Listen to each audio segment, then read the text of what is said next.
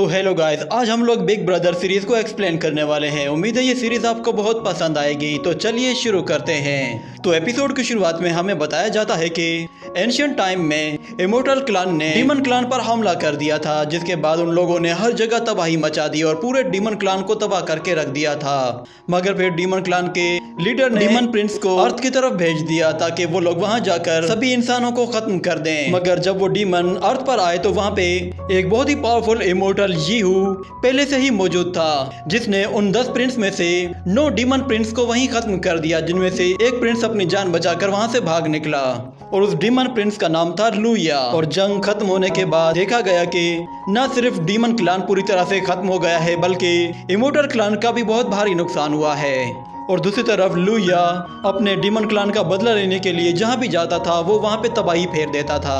इसी तरह वो शोंकी पीक पे आता है, जहाँ पे शोंकी पीक का मास्टर पहले से ही मौजूद होता है।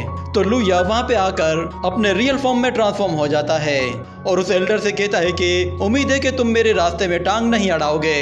और दूसरी तरफ हमें हमारे मेन कैरेक्टर चेंग शाओ को दिखाया जाता है, जो कि तेजी से मास्टर की तरफ आगे बढ़ रहा होता है। और दूसरी तरफ हमें दिखाया जाता है कि मास्टर लुया से फाइट करता है, मगर वो एक डीमन प्रिंस था और उसने एल्डर को बहुत ही आसानी से हरा दिया था। जिसके बाद वो उसके पास आकर कहता है कि मैं तुम्हें मारकर अपने डीमन क्लान को दोबारा रिवाइव करने की कोशिश करूंगा। और इतने में हम देखते हैं कि चेंग शाओ अपनी टेक्निक का इस्तेमाल करके एक पेपरमैन क्रिएट करता है, जो कि वहां पे आते ही लुया पर हमला करके उसे पीछे धकेल देता है।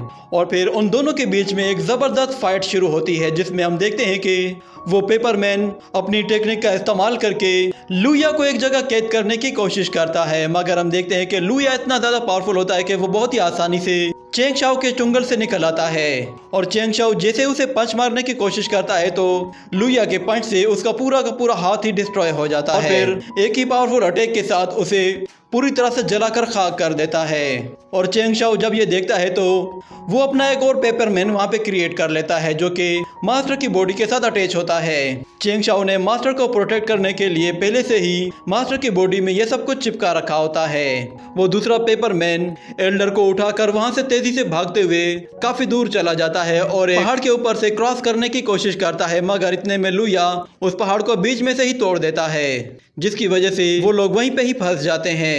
ये देखकर वो पेपरमैन एल्डर को फौरन से नीचे उतार देता है। और दूसरी तरफ हम देखते हैं चेंग शाओ अपनी स्पीड को और भी ज्यादा बढ़ा देता है और पोर्टल्स क्रिएट करके तेजी से मास्टर की तरफ आगे बढ़ने लगता है। और इतने में हम देखते हैं कि वो पेपरमैन एक साथ बहुत सारे पेपर स्पेल क्रिएट करता है और उनसे एक जायंट एनर्जी बॉल क्रिएट करके लुया पे हमला करता है। मगर वो अटैक इतना ज्यादा पावरफुल नहीं था कि वो लुया का कुछ भी बिगाड़ पाता। जिसके बाद वो पेपरमैन देखता है कि मास्टर हमला करने के लिए बिल्कुल तैयार हो चुके हैं और उन्होंने अपनी एनर्जी भी रीगेन कर ली है और वो लुया पर हमला करने के लिए बिल्कुल तैयार था। और हमें दिखाया जाता है कि आसमान से एक गोल्डन शॉट सीधा लुया के ऊपर आ गिरने लगती है, मगर लुया उसे बहुत ही आसानी से अपने एक ही हाथ से रोक लेता है, जिस पर वो दोनों ही हैरान रह जाते हैं। और फिर लुया अपनी एक फिंगर से चुटकी बजाता है, जिसे देखकर वो पेपरमैन फौरन से मास्टर के सामने आ जाता है। और हम देखते हैं कि वहां पर एक जबरदस्त धमाका होता है और एक लेजर बीम सीधा उस पेपरमैन को आकर हिट करती है, जिससे वो जलकर राख हो जाता है। और फिर वही लेजर बीम एल्डर को भी हिट कर जाती है, जिससे वो इंजर्ड होकर नीचे गिरने ही लगता है कि इतने में चेंग शाओ वहां पे आ पहुंचता है और मास्टर को कैच कर लेता है। मगर मास्टर उस लेजर बीम से नहीं बच पाता और वहीं दम तोड़ देता है। ये देखकर चेंग शाओ को बहुत गुस्सा आता है और वो बहुत जोर जोर से रोने लगता है। इतने में ये सीन यहीं कट होता है। अगले सीन में हमें दिखाया जाता है एक और एल्डर को। वो एल्डर अपनी कोई टेक्निक परफॉर्म करता है, जिससे टाइम रिवर्स होना शुरू हो जाता है और सब कुछ वापस से नॉर्मल होने लगता है, जैसे कि कभी कुछ हुआ ही नहीं था। और इतने में हमें हमारे मेन कैरेक्टर चेंग शाओ को दिखाया जाता है। वो पानी के अंदर बैठा हुआ होता है, जिसके बाद हमें 200 साल पहले का सीन दिखाया जाता है कि एल्डर अपने साथ एक छोटी लड़की को लेकर आ रहा होता है और वो उसे अपने सेक्ट के बारे में बहुत सारी इन्फॉर्मेशन देता है और उसे कहता है कि आज से तुम भी हार्ड वर्क करके खुद को स्ट्रॉन्ग बनाना। तो वो लड़की कहती है कि ठीक है, मैं आपसे वादा करती हूँ कि मैं पूरी मेहनत करूंगी, आप मुझे ट्रेनिंग दीजिएगा। मगर एल्डर कहता है कि मैं तुम्हें नहीं सिखा सकता, मेरे पास एक सीनियर है जो कि तुम्हें सिखा सकता है। ये कहने के बाद एल्डर उसे चेंग के पास ले जाता है और उस वक्त चेंग पानी से बाहर निकल आता है तो वो एल्डर को अपने सामने देखता है, जिसमें उसे याद आता है कि उसने अपने ड्रीम में एल्डर को मरते हुए देखा था। ये याद आने के बाद वो भागते हुए एल्डर से आकर लिपट जाता है, जिस पर एल्डर को भी काफ़ी हैरानी होती है और वो उससे कहता है कि चलो छोड़ो मुझे। और फिर चेंग उस छोटी बच्ची को देखता है तो वो एल्डर से कहता है कि मुझे मालूम नहीं था कि आपकी चॉइस इतनी बेकार है। ये सुनकर एल्डर गुस्से में आ जाता है और उसे यहाँ वहाँ दौड़ाना शुरू कर देता है और फिर उससे कहता है कि इस लड़की का नाम लिंगर है और आज से तुम ही इसे ट्रेन करोगे। तुमने जो कुछ सीखा है वो सब कुछ तुम्हें इसे सिखाना होगा। ये कहने के बाद मास्टर वहाँ से चला जाता है और फिर चेंग उसे ट्रेनिंग देने के लिए उसको बिल्कुल बेसिक से शुरू करवाता है और उसे कहता है कि तुम्हें सबसे पहले बेसिक ट्रेनिंग लेनी होगी, जिसमें तुम्हें ये समझना होगा कि तुमसे ज्यादा पावरफुल कौन है और उससे तुम्हें किस तरह निपटना है। ये कहने के बाद हम देखते हैं कि उसके सामने एक डक होती है जो कि लेवल 6 की होती है और लिंगर का लेवल 9 होता है और लिंगर यही सोचकर उसकी तरफ आगे बढ़ती है। इतने में अचानक वो डक अपना पावर लेवल बढ़ा देती है, जिस पर लिंगर काफी ज्यादा डर जाती है और वहीं बैठ जाती है और वो डक उसका हंसते हुए मजाक उड़ाने लगती है। जिसके बाद चेंग उससे आकर कहता है कि मेरे पास कुछ ट्रिक्स हैं, ये ट्रिक्स अगर तुम आजमाओगी तो तुम अपने से ज्यादा पावरफुल वॉरियर को भी हरा पाओगी। ये कहने के बाद लिंगर उस डक की तरफ एक छोटा बॉम्ब थ्रो करती है जो कि उसके सामने जाकर फट जाता है और फिर लिंगर अपने क्रॉस बाउ से एक साथ बहुत सारे एरो से अटैक करती है जो कि उस डक को सीधा जाकर हिट करते हैं और उसे हवा में काफी ऊपर पहुंचा देते हैं। जिस पर चेंग कहता है कि मुबारक हो, तुमने अपना पहला टेस्ट पास कर लिया है। ये सुनकर वो काफी खुश होती है, मगर फिर हम देखते हैं कि इतने में अचानक वहाँ पे एल्डर आ पहुँचता है और कहता है कि ये तुम इसे क्या सिखा रहे हो। एल्डर गुस्से में आकर उसे यहाँ वहाँ भगाना शुरू करता है और फिर जब दोनों ही थक जाते हैं तो एल्डर उससे कहता है कि मेरे पास अब ज्यादा टाइम नहीं है, मैं इसे तुम्हारे पास छोड़कर जा रहा हूँ, तुम्हें इसे अच्छे से ट्रेन करना होगा। तो एल्डर के जाने के बाद चेंग उसकी प्रॉपर ट्रेनिंग शुरू कर देता है और पहले उसे बेसिक इंफॉर्मेशन प्रोवाइड करने के लिए एक स्क्रॉल बाहर निकालता है और उसे समझाते हुए कहता है कि सबसे पहले तुम्हें की रिफाइनिंग रियलम को अचीव करना होगा, उसके लिए तुम्हारे पास अभी बहुत टाइम है और उसके बाद तुम्हें अपनी कल्टीवेशन को आगे बढ़ाते हुए गॉड ट्रांसफॉर्मेशन को अचीव करना होगा, जिसके बाद से तुम अपनी मर्जी से कहीं भी उड़कर जा पाओगी, जिसके बाद तुम स्पिरिचुअल ट्रांसफॉर्मेशन लेवल की तरफ आगे बढ़ोगी और फिर आखिर में तुम्हें एक टाई किंग बनना होगा, जिसके बाद ही तुम इमोर्टल बन जाओगी। मगर जब तुम इमोर्टल बनोगी तो तुम्हारे ऊपर एक लाइटनिंग गिरेगी जिससे शायद तुम्हारी वहीं मौत हो जाएगी। ये सुनकर वो लड़की काफी ज्यादा डर जाती है और कहती है कि क्या मैं मर जाऊंगी, इस तरह तो फिर सब कुछ खत्म हो जाएगा। तो चेंग कहता है कि हाँ ऐसा ही होता है, मगर अगर तुमने उस लाइटनिंग को बर्दाश्त कर लिया और अपनी कल्टीवेशन को स्टेबल रखा तो तुम उस लेवल में पास हो जाओगी और तुम एक इमोर्टल बन जाओगी, जिसके बाद तुम अपना सफर इमोर्टेलिटी की तरफ शुरू कर दोगी। ये कहने के बाद वो उसकी ट्रेनिंग शुरू करता है और दोनों ही जी जान लगाकर मेहनत करते हैं और ट्रेनिंग करते रहते हैं। लिंगर काफी ज्यादा कमजोर थी मगर चेंग शाओ उसे पूरी तरह से सपोर्ट करता है और आहिस्ता आहिस्ता उसका कल्टीवेशन लेवल भी अपग्रेड होना शुरू हो जाता है। जिसके बाद हमें दिखाया जाता है चेंग शाओ एक जगह बैठा हुआ किताब पढ़ रहा होता है और लिंगर झूला झूल रही होती है। चेंग शाओ किताब पढ़ते हुए अपने पैरों से उसे झूला भी झूला रहा था और हम देखते हैं कि कई साल गुजर जाते हैं। लिंगर अब काफी बड़ी हो चुकी होती है और वो की रिफाइनिंग लेवल को भी अचीव कर लेती है। उसकी खूबसूरती देखकर वहाँ मौजूद सब लोग उसके दीवाने हो जाते हैं। मगर अचानक वहाँ पे अनाउंसमेंट होती है और बताया जाता है कि सारे ही डिसाइपल बाईफेंग हॉल में जमा हो। वहाँ पर एक कंपटीशन स्टार्ट होने वाला था और सारे ही डिसाइपल वहाँ पे एक ग्राउंड में आकर जमा हो जाते हैं। जिसके बाद वहाँ मौजूद एक एल्डर सब लोगों को उस कॉन्फ्रेंस के रूल्स समझाता है और कहता है कि उम्मीद है तुम सब लोग रूल्स को अच्छे से समझ गए होंगे। और फिर वहाँ पे एक एल्डर यिन यांग टेक्निक का इस्तेमाल करके 4 स्पिरिचुअल गेट्स क्रिएट करता है। वो चारों स्पिरिचुअल गेट अलग अलग डायमेंशंस में अलग अलग जगह जाते थे और फिर मास्टर उन लोगों से कहता है कि तुम लोगों में से जो भी बंदा अगर ये समझता है कि वो वीक है तो वो अपने लिए सेफेस्ट को चुन सकता है। उन्हें 4 अलग अलग कॉन्टिनेंट्स के गेटवे दिए जाते हैं। तो वहाँ मौजूद सब लोग एक एक करके उन गेटवेज के जरिए अलग अलग कॉन्टिनेंट्स में चले जाते हैं जहाँ उन लोगों ने अपना ट्रायल पास करना होता है और उसके बाद ही वो लोग अपने रियल कंपटीशन में जा पाएंगे। तो कुछ डिसाइपल्स अपने ट्रायल को पास कर लेते हैं और कुछ डिसाइपल्स आसान कॉन्टिनेंट को चुनते हैं ताकि वो लोग अपना ट्रायल आसानी से पास कर सकें। मगर कुछ डिसाइपल्स ओवर एक्साइटेड होकर मुश्किल कॉन्टिनेंट्स को चुन लेते हैं जिनकी वजह से वो लोग उस ट्रायल को पास नहीं कर पाते।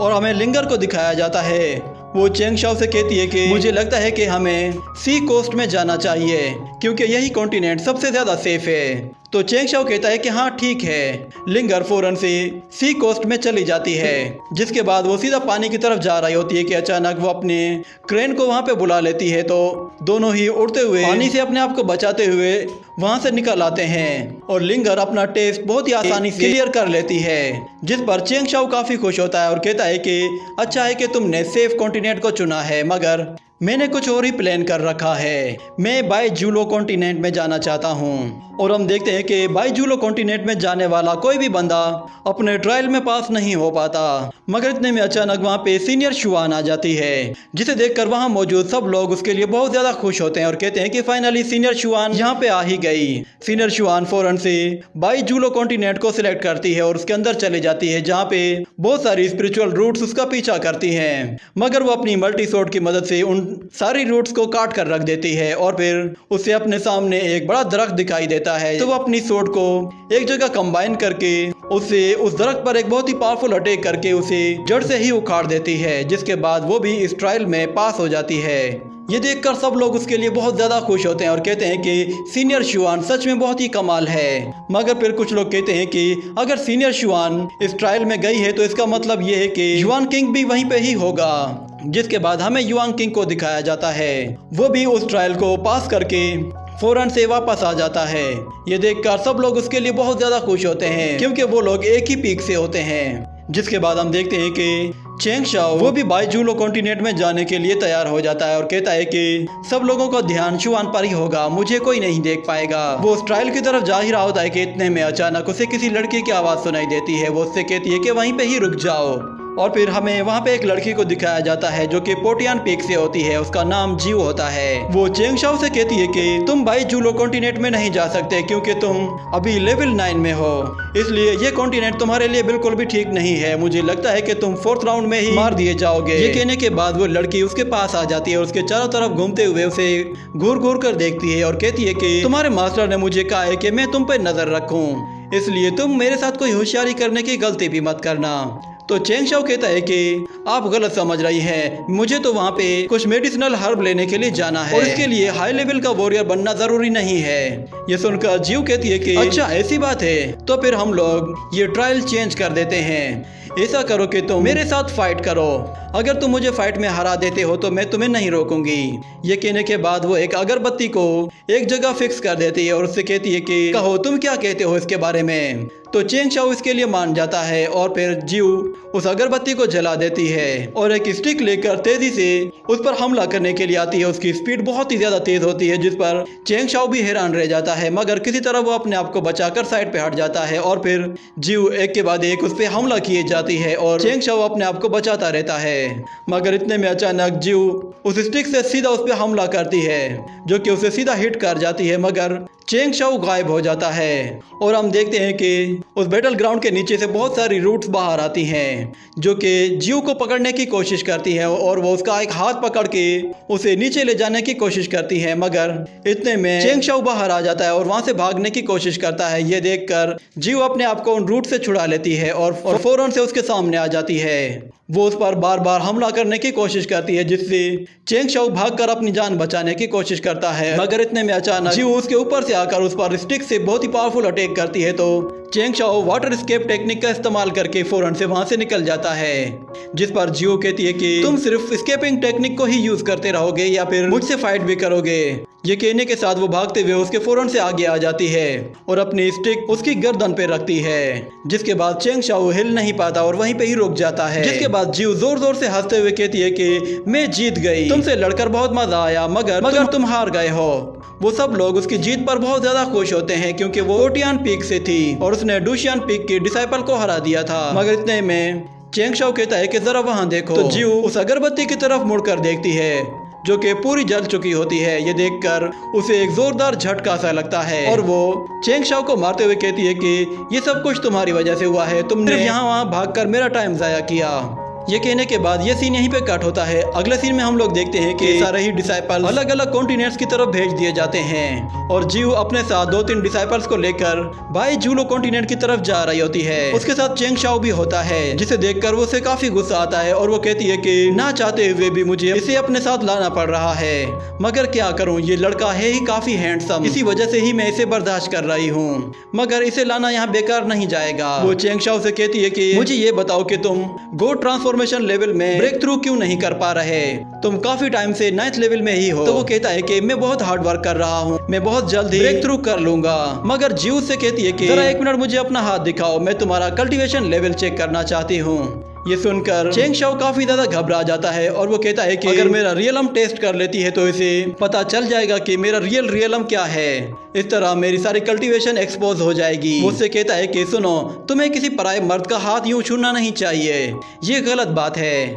जिस पर जो गुस्से में उससे कहती है तुम बहाने बनाना बंद करो और मुझे अपना हाथ दिखाओ। मगर चेंग शाओ फौरन से वहां से भागकर पीछे चला जाता है और दूसरी तरफ हमें शुआन को दिखाया जाता है जो कि खामोशी के साथ बैठकर कल्टीवेशन कर रही होती है और वहां पे युआंग किंग भी आ जाता है जो कि उससे कहता है कि तुम घबराओ मत, बाई जूलो कॉन्टिनेंट में मैं उस ट्रेजर को ढूंढने में तुम्हारी पूरी मदद करूंगा और तुम्हें हर जगह प्रोटेक्ट करूंगा। जिस पर वो उससे कहती है कि तुम्हारा इस मामले से कोई लेना देना नहीं है, तुम बस अपनी फिक्र करो। इतने में चेंग शाओ भागते हुए उनके पास आ जाता है और वो जीव से कह रहा होता है कि मेरी बात सुनो, मुझे असल में एक बीमारी है, अगर तुम मेरी कल्टीवेशन को चेक करोगी तो मेरी बीमारी मुझ पर हावी हो जाएगी। जिस पर वो कहती है अच्छा, ये बीमारी तुम्हें कब से लगी है? तो वो कहता है कि मुझे ये कुछ ही दिन पहले लगी है। वो उसके साथ बातें कर रहा होता है, इतने में शुआन पीछे से आकर उसकी कल्टीवेशन को चेक करने के लिए उसके फेस को टच करती है, जिस पर चेंग शाओ को एक जोरदार झटका सा लगता है और वो पूरी तरह से कांपना शुरू हो जाता है और पीछे मुड़कर देखता है और कपकपाते हुए वहीं पे ही गिर पड़ता है। ये देखकर शुआन काफी ज्यादा हैरान हो जाती है और उसे लगा कि शायद ये सच में बीमार है। इसी के साथ ये एपिसोड यहीं पे ही खत्म हो जाता है।